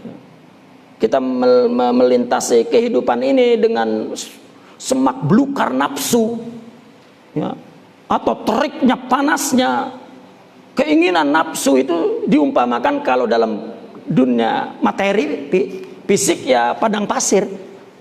Itu karena di Arab, mungkin kalau di kita pakainya hutan belantara begitu. Melintasi hidup untuk melewati nafsu ini seperti melewati hutan belantara. Kalau mereka padang pasir, ya seperti itu maksudnya. Nah, maka kelihatan kumel sya'as itu, ya, kusut, gubaro dan berdebu. Artinya orang para wali itu orang yang telah melintasi, ya, belantara itu, ya, maka dia kelihatan kusut. Gitu. Ya, tidak berarti bahwa itu kusut. Di sini tidak berbicara tentang hadis ada wali yang kusut berdebu, ya, kalau berdoa manjur. Tidak, ini semuanya simbolik, ya. Li'annahum zawajus sirat, karena dia melintasi jalan. Sirat ini sama dengan tariqat, ya. Karena yang disebut tariqat dalam tasawuf itu adalah siratul mustaqim, ya, atau ad-dinul khalis. Kan ceritanya begini, Nabi itu kan zahir dan batin. Kita mengikuti Nabi ya zahirnya ya batinnya. Syariatnya artinya ruku sujudnya persis seperti Nabi, itu zahir, itu syariat. Dan kita juga mengikuti Nabi batinnya. Apa? Jiwanya. Salat ya khusyuknya, memberi juga ikhlasnya. Kalau kita mengikuti Nabi hanya zahir, itu bid'ah akbar. Ya. Mengikuti Nabi zahir doang itu bid'ah yang besar tuh itu. Kenapa enggak ngikuti Nabi semuanya, hanya separuh-separuh? Nabi enggak melakukan zahirnya saja. Bahkan innama bu'istu li utammim makarimal akhlaq. Ya, untuk membangun akhlak. Nah, maka ittiba itu, ngikutin itu bukan ngikutin syariatnya saja, tapi ngikutin hakikatnya. Nah, tasawuf itu thariqat. Thariqat maksudnya adalah at-thariqatu an-nubuwah atau at-thariqah Muhammadiyah. Cara Nabi apa? Bukan hanya syariatnya doang, karena syariatnya udah, maka thariqat itu menyeberangi kita kepada hakikat agar kita ngikut Nabi benar-benar. Maka thariqah itu thariqah nubuwah. Ini kan sering ulama kalau ditanya, ini ulama ya, ada beberapa ulama, bagaimana kalau kita tidak masuk thariqat? Mereka jawabnya, thariqat itu kan jalan, apa saja boleh, jalan belajar, jalan selawat, jalan ini, jalan, ya boleh, tidak harus thariqat qadirin. Itu jawaban yang ya bukan sekedar tidak benar, tapi sama dengan dia membuka kebodohannya terhadap makna istilah yang ada dalam buku tasawuf yang begitu apa? Paten udah istilah itu. Thariqat dalam tasawuf itu istilah, upaya untuk mendapatkan hakikat melalui kudwah, mengambil waris dari rohani wali. Maka dikatakan thariqat Muhammad, orang yang ingin seperti Nabi. Karena zahirnya udah syariatnya, sekarang hakikatnya batinnya.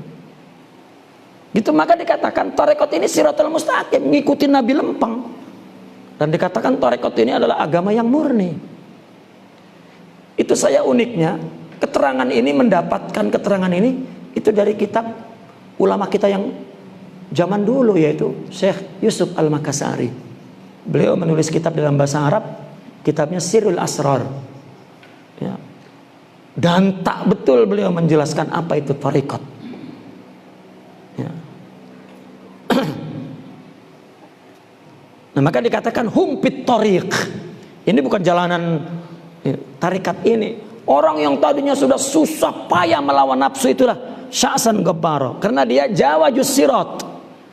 Ya. Melewati sirat. Fa'alat aqdamuhum gubbaros sirat.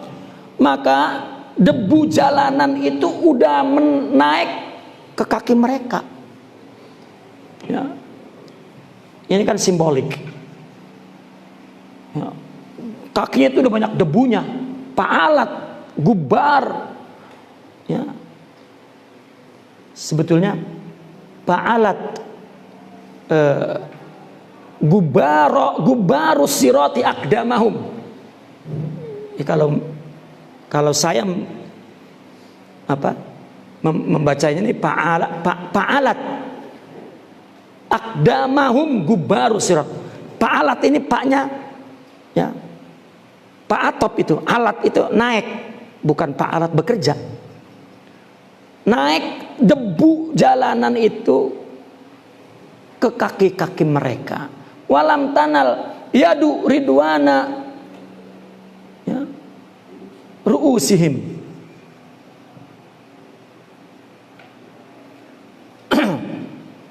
Namun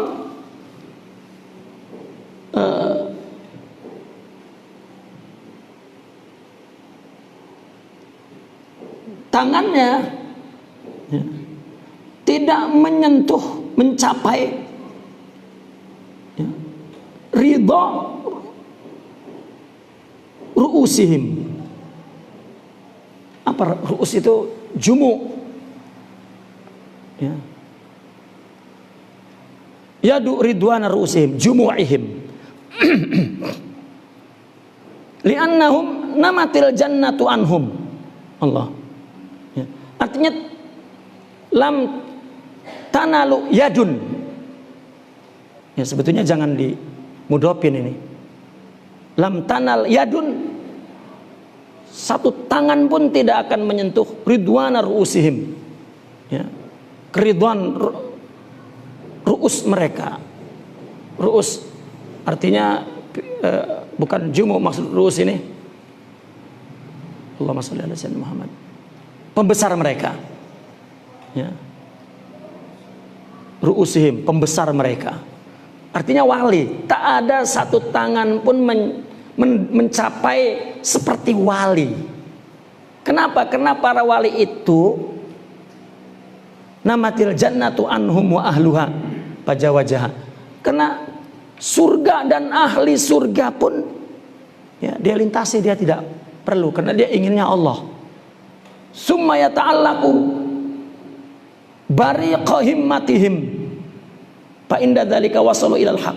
Kemudian mereka bergantung kepada sinar himmah mereka ya, pada saat itu baru sampai kepada Allah. Jadi dunia dilewati seperti orang melintas sepadang pasir. Nah, kemudian surga pun, akhirat pun dia tidak ingini sehingga sampai ya, kepada Allah. Ya. Nah, ini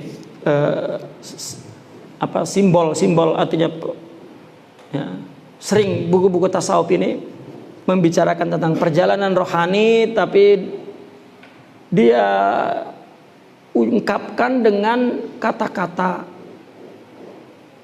dengan bahasa yang digunakan dalam perjalanan fisik ya.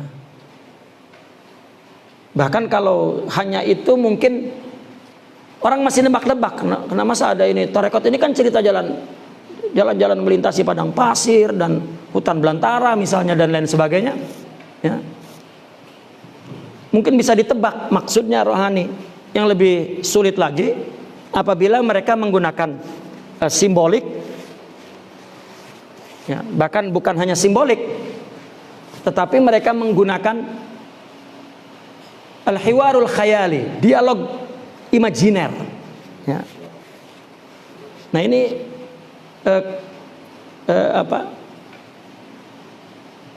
keunikan mereka para ahlillah menceritakan tentang khibrah zauqiyahnya di buku mereka, ya, agar tidak bisa dinikmati oleh umum gitu, karena membacanya mesti merujuk ya kepada maksud yang mereka inginkan ya, dengan terminologi yang mereka buat. Saya ini ingin membaca banyak supaya cepat khatam ya. Satu lagi lah.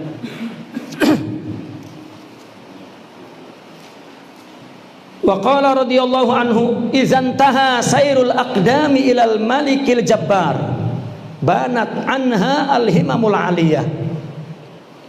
Apabila perjalanan sudah berakhir kepada Allah ya, maka akan banat, yani zaharat dari perjalanan itu apa? Al-himamul aliyah, semangat yang tinggi ya. Himamul aliyah ini semangat yang tumbuh bukan disebabkan faktor dari luar, tetapi dari dalam ya. Orang yang mempunyai sifat sabar dan ridho dalam menjalani, melakukan pekerjaan, tidak sama semangatnya dengan orang yang tidak punya sabar dan tidak punya ridho. Katakan semangatnya kendor, tapi kalau yang memiliki sifat itu tinggi. Jadi himmah aliyah yang dimaksud dalam tasawuf adalah akhlakul karimah ya, kemauan yang tumbuh dari rohani, seperti cinta. Maka ada yang mengidentikan dengan cinta. Coba orang lagi demenan sama demenannya, nggak semangat. Ketemu demenannya lembek gitu, nggak ada. Jam berapa saja, di mana saja, dalam kondisi apa saja, kondisi lapar, kondisi ngantuk, itu hilang. Itu himmah aliyah. Kalau himmah yang dikeluarkan dari jasadnya tergantung perut ya, kalau kosong ntar aja dah gitu, kenyang dulu gitu. Tapi kalau udah rohani atau nafsu cinta itu ya, udah makan gampang ya. Fa idzan tahatil himamu banat anhal qulubu. Ketika himam itu sudah sempurna, maka dari semangat dari himam itu ya, zaharatil qulub hatta idzan taha sairul qulubi sabatat. Nah, ketika sudah perjalanan hati itu sudah berakhir, maka akan sabatat ya, akan mantap. Fa inda dzalika in la sa'athu hayatud dunya halakat. Pada saat itu kalau ular dunia menyengat, ularnya mati gitu. Artinya kalau konkretnya musibah menimpa dia, musibahnya yang kalah gitu. Oh, orang yang membenci dia, yang bencinya kalah karena dia tetap baik gitu ya. Dikasih harta sebesar apapun tidak memalingkan dia dari Allah. Itu kalau sudah sairul qulub, perjalanan hati itu udah sampai di akhir, sampai asrar, sampai syuhud ya. Wa in la sa'athu aqrabul akhirati halakat. Kalau juga disengat oleh kalajengking akhirat, halakat, rusak kalajengking. Artinya ini kan simbol dia melakukan apa saja bukan untuk surga. Nggak ada di benak dia itu surga, tidak ada. Karena surga itu adalah Allah yang beri ya. Lagian pemberian Allah itu nggak seimbang dengan upaya kita. Kalau kita berbuat dan menagih upah, sebetulnya upahnya tidak seperti yang Allah anugerahkan ya.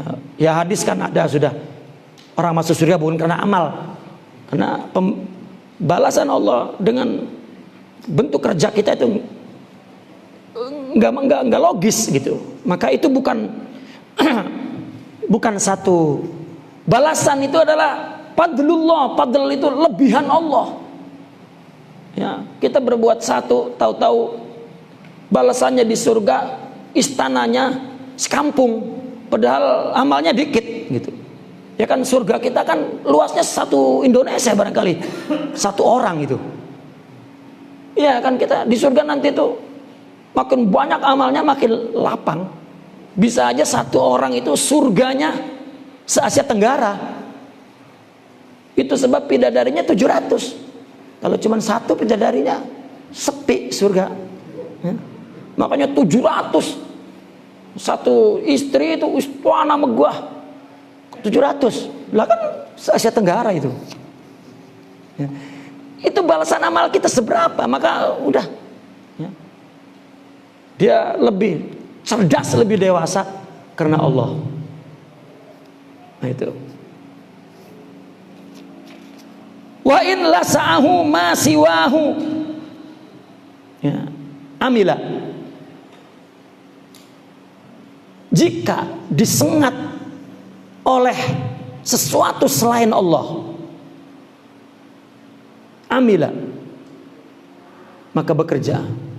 Fa inda dzalika yabqal abdu war-rabb. Ya.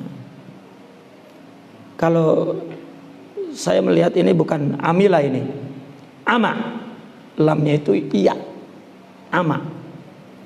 Kalau disengat oleh selain Allah, dia tidak melihat.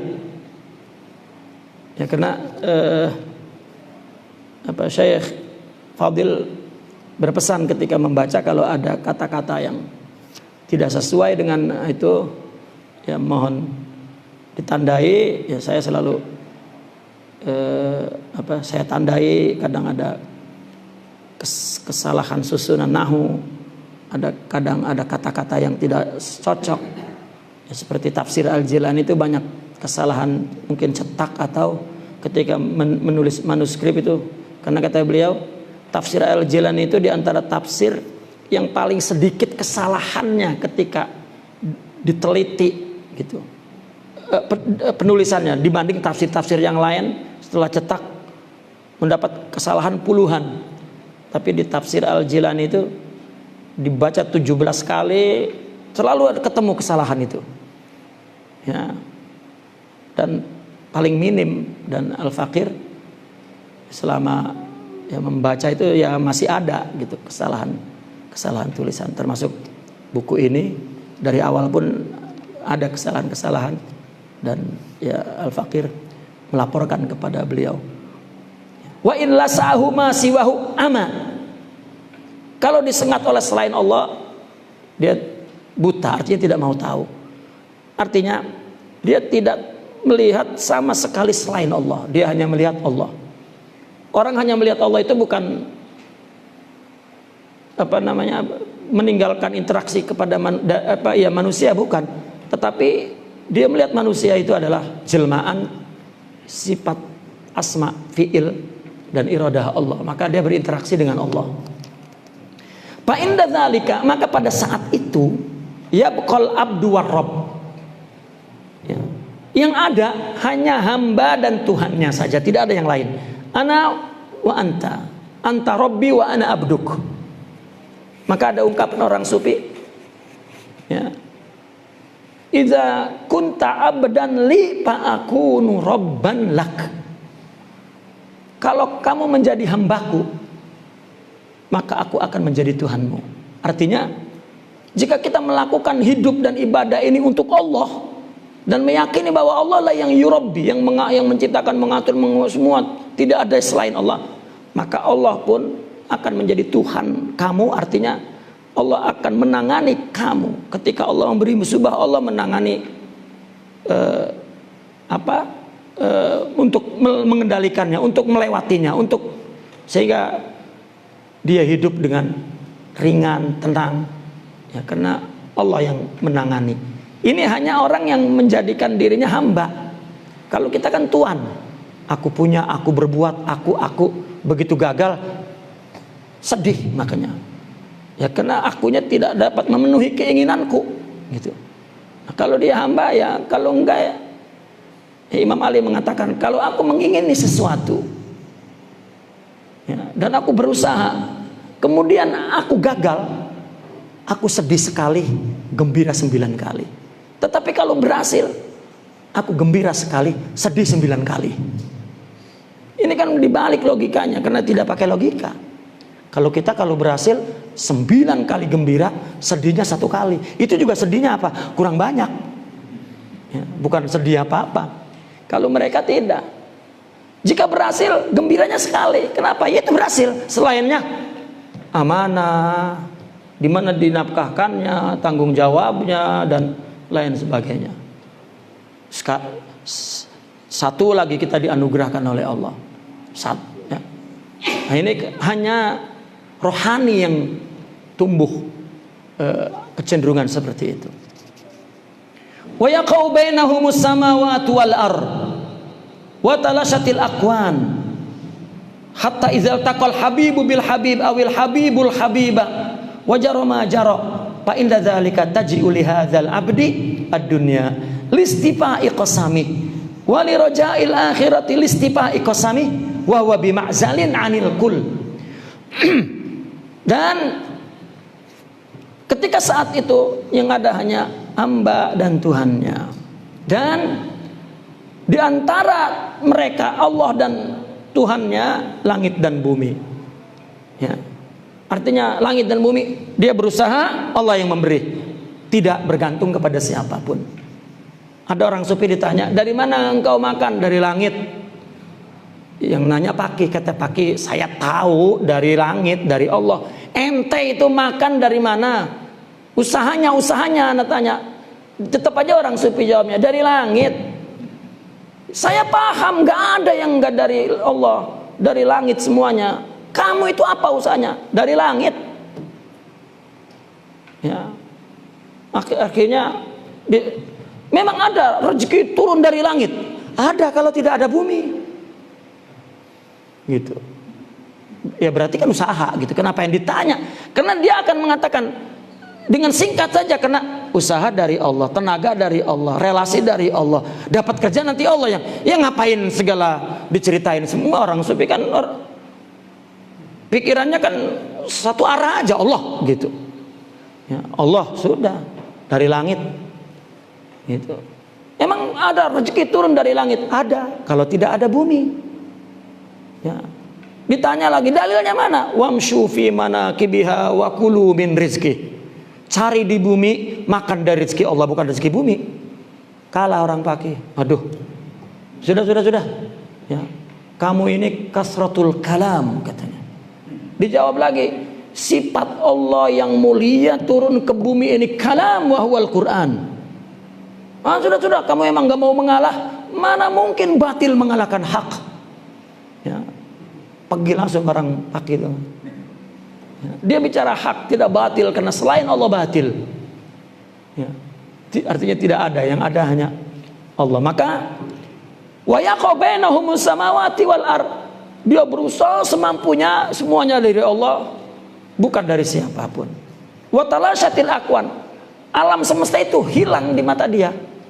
Tidak ada, yang ada adalah jelmaan Allah. Seperti ada dialog mata, akal dan hati kan. Kata mata itu bintang kecil. Ngomong dengan akal, kata akal, alah mata kamu bodoh. Bintang itu paling besar, lebih besar daripada bumi ini. Wah kamu buta. Ya. Lalu akal bilang sama hati, itu si mata melihat bintang kecil, dasar bodoh. Bintang itu kan lebih besar daripada bumi juga. Kata hati, tidak ada, yang ada hanya Allah. Kata akal, wah ini lagi ngaco. Ya. Karena hati objek pandangannya bukan benda, tetapi hakikat, wahwal ghaib. Jadi gaib itu adalah gobaan aklihi wal hawas, la an qalb. Ya, itu sebab kasyaf. Ya. Sehingga bertemu kekasih dengan kekasih, atau kekasih dengan kekasih. Coba ini habibu bil habibi, awil habibul habiba. Karena habib ini kan wazan fa'il, fa'il ini kan fa'il ini boleh fa'il, boleh maf'ul. Bertemu pencinta dengan kekasih atau kekasih dengan pencinta, ini menunjukkan al muhib huwal mahbub, al abid huwal ma'bud, al arif huwal ma'ruf, ya, al makhluk huwal khaliq, ana huwa. Ya. Wajaro majaro, maka berlakulah apa yang berlaku. Dia tidak pernah mempermasalahkan apa yang terjadi, semua berjalan atas kehendak Allah. Fa inda dzalika, pada saat itu dunia tunduk kepada hamba. Ini sering orang perhatikan, apabila dunia tunduk kepada hamba, duitnya datang sendiri. Terlalu cetek, terlalu rendah. Artinya dunia itu datang kepadanya, ya. Dia berusaha sekuat tenaga dan tidak pernah disusahkan oleh dunia, ya. Karena semua ini telah ditundukkan oleh kita untuk dicari, dilakukan, diusahakan, didapatkan. Gitu. Ya, adapun orang bekerja secara sosial, ya, dunia datang sendiri. Tukang dagang di toko datang dunianya, ya. Orang yang keliling juga, ya, keliling datang dunianya. Kita juga kiai duduk aja, datang dunianya. Semua juga datang dunianya. Cuman yang lain, dia datang ke dunia, jiwanya, pikirannya. Tapi para wali tidak, ya, di saat apapun dia melakukan, dia tidak pernah dirungsingkan oleh dunia, ya. Listifa'i qasami, untuk memenuhi bagiannya. Wali rojail akhirah, dan harapan akhirat pun datang kepadanya. Listifa'i qasami, orang yang dapat surga, orang yang dapat, mereka dapat Allah, ya. Wa huwa bima'zalin anil kul, dia jauh dari semua karena dia inginnya Allah, ya. Dia tidak berat hidup di dunia. Dia juga tidak ingin surga, ya. Kalaupun dia diberi kekayaan, kalaupun dia diberi surga, dia tidak ingin itu. Dia hanya ingin Allah. Itu wahwa bima'zalin, dia i'tizal, dia menjauh dari semua itu, dunia wala akhirah. Ya. Sedikit lagi dah.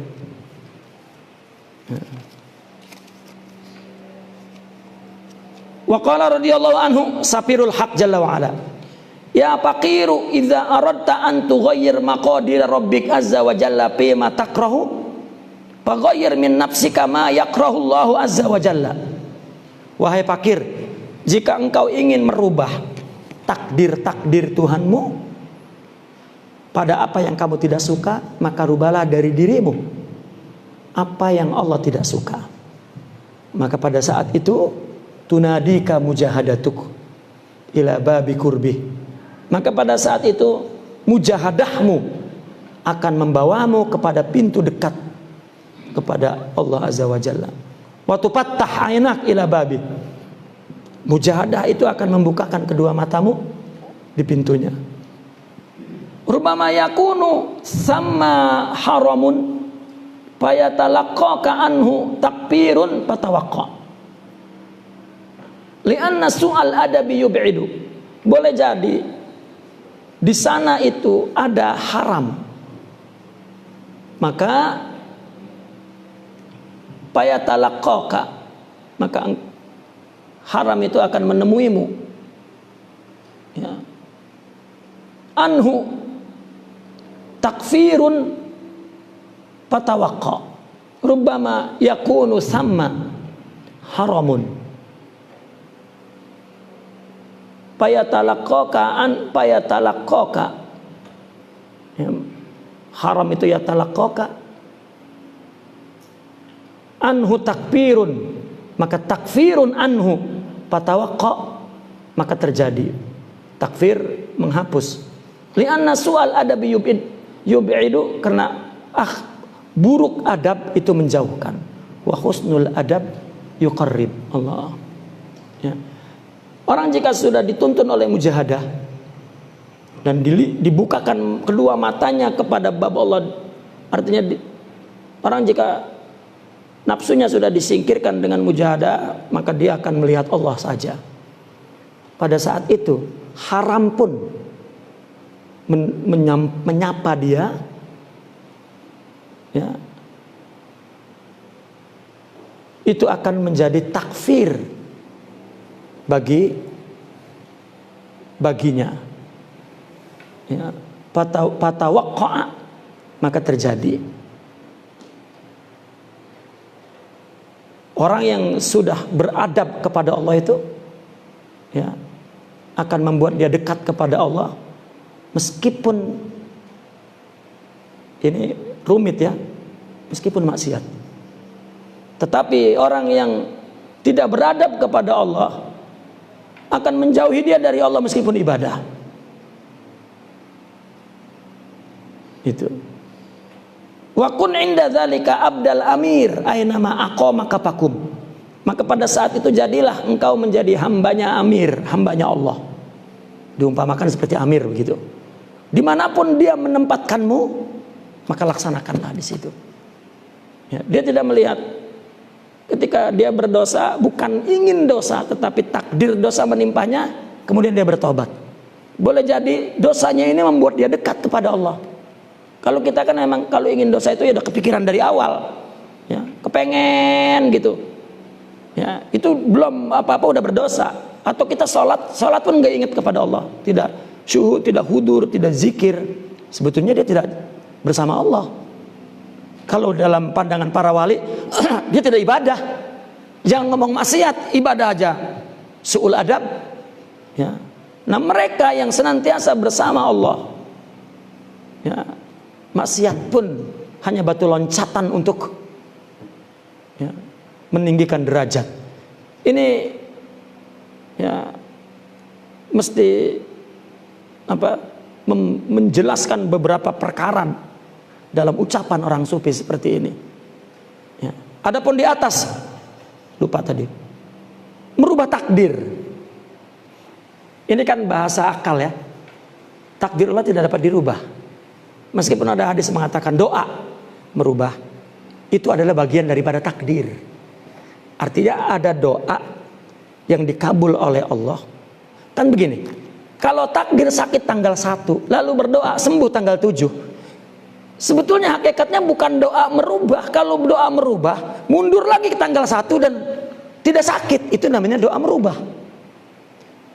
Adapun tanggal 7 dia tanggal 1 sakit, tanggal 2, tanggal 3, tanggal 4 dia berdoa, katakan tanggal 5 sembuh, itu kan takdirnya tanggal 5 sembuh, bukan doa. Artinya di sana di Lauhil Mahfuz dalam takdir ditulis Allah menerima doa dan tanggal 5 sembuh. Kalau tidak ditakdirkan oleh Allah sembuh dengan doa, ya mungkin nunggu dengan lain, dengan sakit sampai gempor misalnya, takdirnya kan begitu. Tapi ada dia berdoa, ditakdirkan oleh Allah doa dia minta sembuh, dan ketika orang berharap kepada Allah kan itu berarti Allah mau memberi. Itu semua kan sudah ada tulisannya di Lauhil Mahfuz. Gitu. Namun doa kapan, siapa, di mana yang tertulis mengubah takdir yang telah ditentukan itu, ya, seperti apa itu orang tidak tahu. Maka semua orang berdoa, berharap, termasuk apa yang dijelaskan oleh Rasulullah, ada kondisi buruk, ya, diubah oleh Allah dengan takdirnya dengan doa, ditakdirkan dengan doa, ya, seperti itu.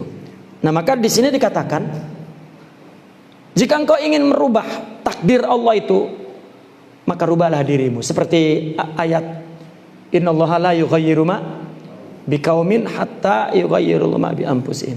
Ini bukan berarti Allah tidak merubah nasibmu kalau kamu tidak merubah, bukan.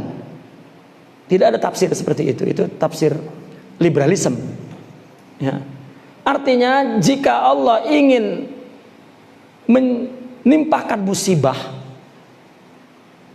ya, itu kepada orang yang kufur. Ini sebetulnya cerita tentang kufur dan syukur. Seperti ayat lain yang mengatakan la in syakartum la azidannakum wa la in kafartum inna azabi lasyadid. Gitu. Jika kamu bersyukur akan ditambah, jika kamu kufur siksaku pedih. Ya. Nah, orang diberikan oleh Allah anugerah, mestinya bersyukur. Dia diganti tidak bersyukur, kan ini haknya kan bersyukur. Diganti tidak bersyukur, malah kupur. Nikmat ini akan menimpa dia menjadi malapetaka. Minta hujan tidak bersyukur jadi banjir, gitu istilahnya. Ya. Minta angin tidak bersyukur jadi puting beliung. Nah, jadi ketentuan Allah yang mestinya ditunaikan haknya tetapi tidak, maka nikmat ini akan berubah menjadi nikmah. Nah, seolah-olah jika kamu ingin hidup ini nyaman, penuhilah hatimu dengan akhlak. Ini namanya merubah takdir. Begitu. Nah, Allah tidak suka berbuat tidak ikhlas, berbuat tidak menghadapi musibah tidak sabar, tidak ridho. Ini kan Allah tidak suka. Maka ganti dengan yang Allah suka. Sabari, ridhoi, syukuri. Baru nikmat apapun tidak berubah menjadi malapetaka. Ya. Artinya maksud daripada pernyataan itu adalah seperti itu. Nah, baru pada saat itu mujahadah itu membawa kepada Allah dan seterusnya. Fayuqalu laka ba'da dzalik wa huwa maidanul malaikah. Dan dikatakan untukmu setelah itu, setelah dia menjadi hamba yang mengikuti apa yang telah Allah tetapkan, ya, dikatakan kepadanya setelah itu apa? Yaitu maidanul malaikah. Mahallu arwahil anbiya. Maidanul malaikah yakni ruh, anwar. Ya, itu tempatnya ruh para nabi dan syuhada. Fa inda dzalika yastagillul kullu bil kull wa yusgilu kabihi. Pada saat itu semua orang sibuk dengan satu sama lain. Orang sibuk dengan dunia, dengan istri, dengan anak, dengan ilmu, dengan amal, dengan ibadah. Orang sibuk, tetapi dia sibuk dengan Allah. Summa yusgilul jami'a bik. Pada saat itu, ya, Allah akan menyibukkan semua orang denganmu. Artinya orang akan perlu mencarimu ketika orang ingin Allah. Ya. Karena sebetulnya seorang mursyid itu tidak mencari murid. Kalau mencari murid itu namanya madrasah sanawiyah aliyah. Ya. Murabbi itu tidak mencari murid, tetapi jika ada orang ingin Allah, Allah pertemukan kepada murabbi. Ya. Kalau orang merekrut murid dengan sistem tarekat itu, ya partai namanya itu, ya, organisasi. Dan tarekat bukan organisasi. Ya.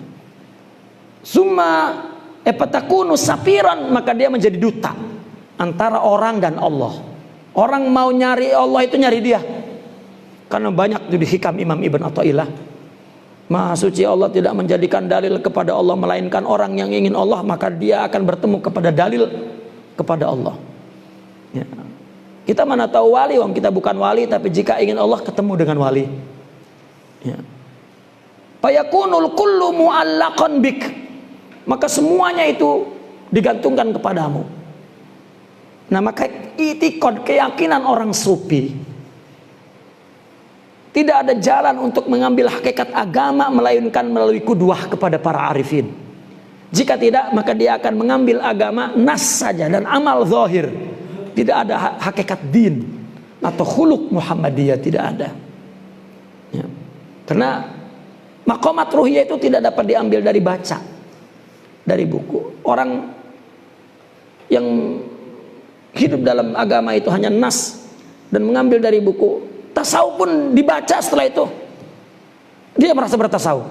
Karena udah mentalnya itu agama itu, ya, membaca dari teks dan dipahami oleh akal, terus menimbulkan pikiran, kan menimbulkan perbuatan. Bagi orang sufi tidak, adalah rohani. Ya, dan ini tidak dibahas kecuali dalam Islam, dan di dalam Islam itu adalah tasawuf yang berbicara tentang rohani. Di luar itu tidak.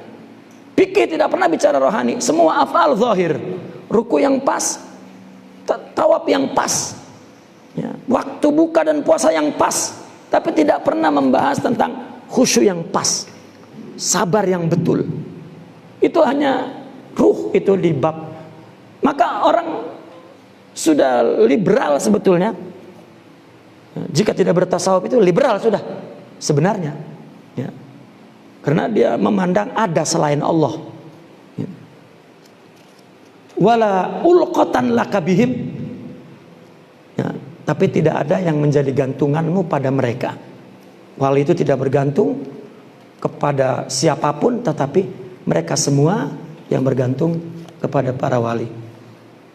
Wah, ini terakhir tuh cuman ada 4 berapa kata tuh.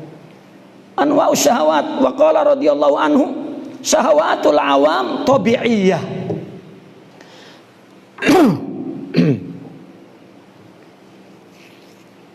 Wa syahawatul abrar miriyah. Wa syahawatul abdal fi'liyah. Ya, unik Tuan Syekh ini. Sahwatnya awam tabi'iyah. Artinya nafsu itu kan memang tabi'iyah.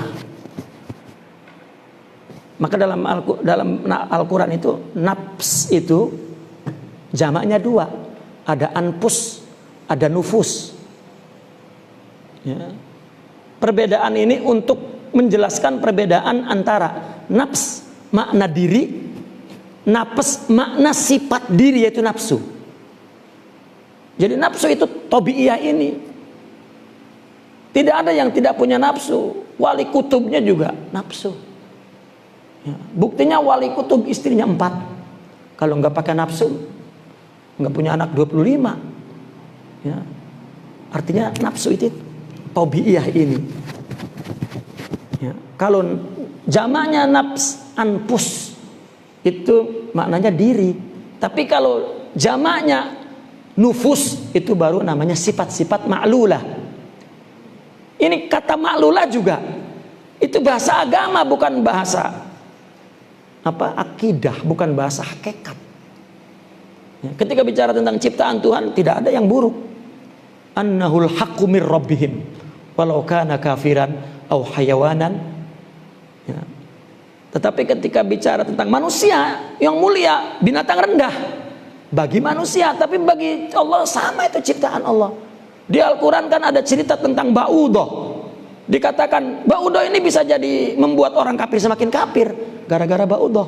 Tapi orang mukmin melihat Ba'udah malah bertambah iman. Nah begitu juga nanti tentang baik buruk itu hanya ada dalam syariah. Ya, hakikat tidak ada baik buruk. Ya. Dikatakan oleh syariah baik buruk. Yang kedua tabi'iyah. Kalau kita tidak suka buruk, kalau suka baik, itu tabi'iyah. Nanti baru ada kebaikan dari Allah yang dipresentasikan melalui agama Allah. Baru ini baik. Jika tidak melanggar agama, buruk. Tidur dengan perempuan, jika istri pahala, jika bukan dosa. Seperti yang ditanyakan oleh sahabat kepada Nabi. Apakah berzina dosa? Ya kan kamu kalau dengan istrimu berpahala. Kan Nabi menjelaskan posisi agama. Ya. Nah maka awam syahwatnya itu masih tabi'iyah. Ya. Masih alamiah. Amma syahwatul abrar miriyah. Ya. Di bawah itu Syekh Fadil menulis amiriyah, nisbah lil umara, ya, memerintah.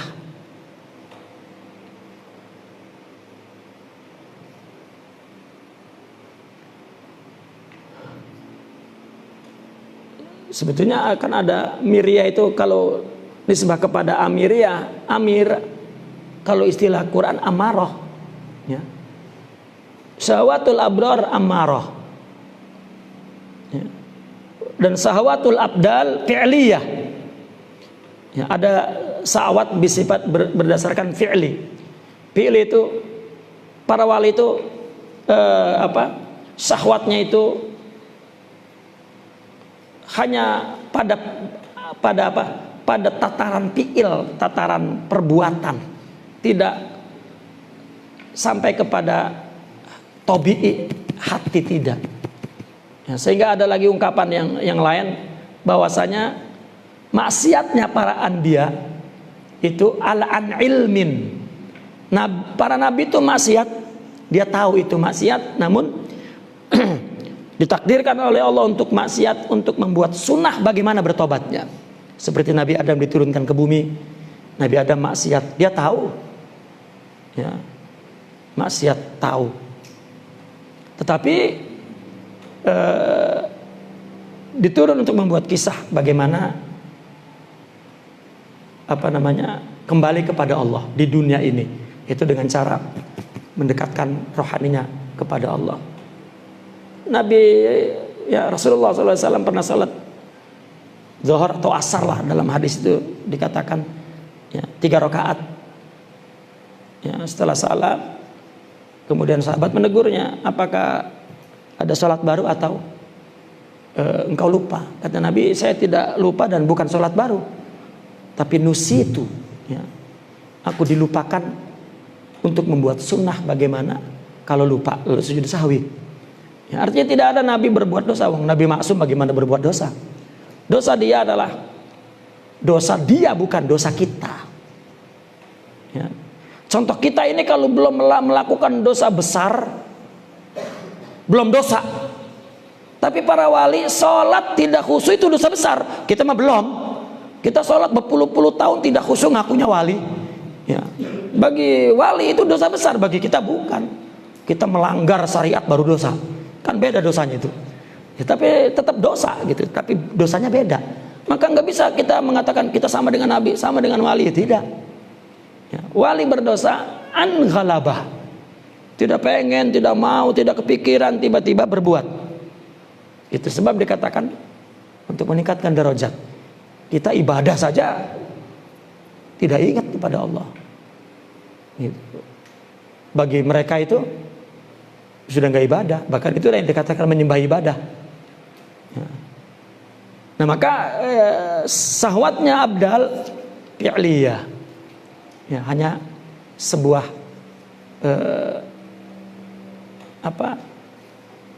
perbuatan, bukan sebuah tabi'iyah, juga bukan sebuah miriyah. Ini abror. Kenapa miriyah? Karena orang taat itu masih menimbulkan kesombongan. Ya, orang taat masih menimbulkan keakuan. Gitu. Maka syahwatnya justru kuat. Gitu. Maka ada ungkapan begini. Ada seorang yang bodoh, tapi dia syahwani. Ini tabi'i. Ada orang alim, ya, godobi, takabur, yakni amiriyah. Gitu. Datang kepada seorang mursyid untuk dipilih, dia memilih yang mana? Apakah yang bodoh, syahwani tapi ini beradab, dan dia ini alim, cerdas, tapi syahwatnya miriyah. Maka para murabi itu memilih yang bodoh ini, ya, karena dia syahwani, ya, tabi'i. Nafsu itu kan ada dua, ada nafsu syahwat, ada nafsu ghadab. Kalau kita nyebutnya angkara murka, ya, ada nafsu angkara murka, ada nafsu syahwat. Tapi kita pun istilah angkara murka juga ada berubah, tidak membedakan antara nafsu syahwat, nafsu angkara murka. Nafsu angkara murka ini takabur, sombong, ya, takabur, congkak, ujub, terus ria, ya, terus dengki, hasad, hikad, ihanah, merendahkan orang dan ingin orang jatuh, kalah, hancur. Itu kan nafsu ghadabiyah, murka, ya, dari sifat sabuiyah binatang. Adapun syahwaniyah, ya, tidur, makan, kawin, ngumpulin harta banyak, ya, itu adalah syahwat. Menurut mereka orang-orang sufi, syahwaniyah ini lebih mudah daripada ghadabiyah, ya, dan Orang yang abror itu orang yang punya amal atas dasar ilmu, itu abror. Yaitu syahwatnya godobi. Kalau orang bodoh masih tabi'i syahwani. Gitu. Lain dengan abdal baru fi'li. Naqif huna walhamdulillah. Al-Fatihah.